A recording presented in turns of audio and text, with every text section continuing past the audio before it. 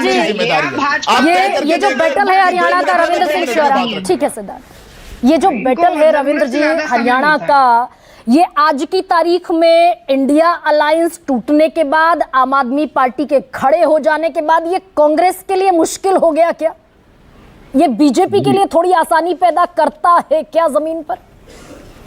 गरिमा जी, आपकी इजाजत से मैं आपके जवाब देने से पहले भाई सिद्धार्थ को गुजारिश करूंगा कि भाई डोंट शूट द मैसेंजर्स। हम लोग तो सरकार से सवाल पूछते हैं, वही काम चौहान साहब करते हैं। हमारे ऊपर आप आरोप मत लगाइए।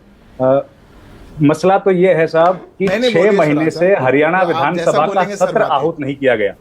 देखिए, संवैधानिक संकट तो हरियाणा सरकार पर है, तो हम सवाल किससे पूछें? 6 महीने से हरियाणा विधानसभा का सत्र नहीं आया।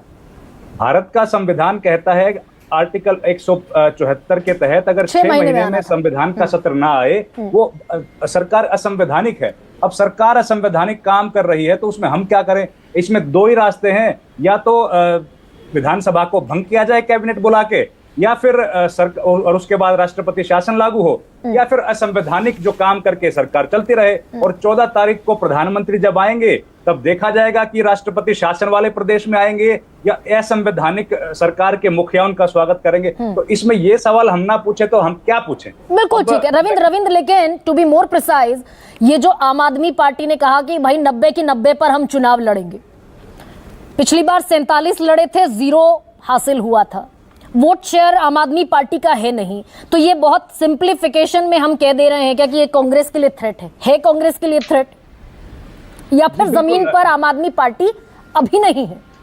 देखिए गरिमा जी, कांग्रेस के लिए थ्रेट जमीन पर नहीं दिखता है, क्योंकि आम आदमी पार्टी का वोट बेस नहीं है पूरे हरियाणा।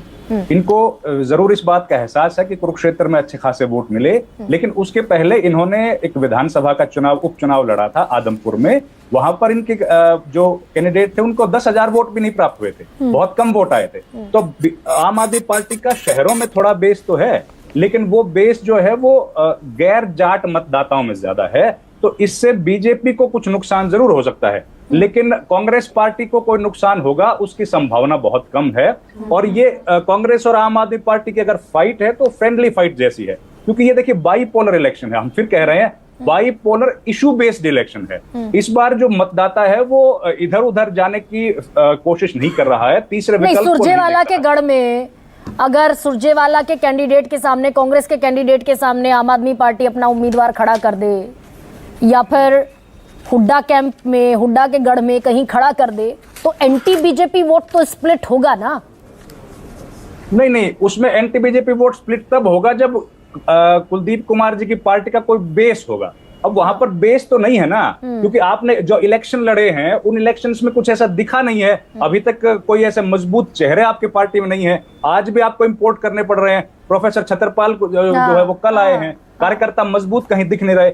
तो इसमें कैसे हम मान लें कि इनका वोट जो है वो स्प्लिट करने की ताकत अभी आम आदमी पार्टी और ये कुरुक्षेत्र की जो 4 विधानसभा सीटें हैं जहां पर आम आदमी पार्टी बढ़त लेती हुई दिखी थी लोकसभा चुनाव में, आम आदमी पार्टी बढ़त लेती हुई दिखी थी क्योंकि वो कांग्रेस के साथ अलायंस में थी।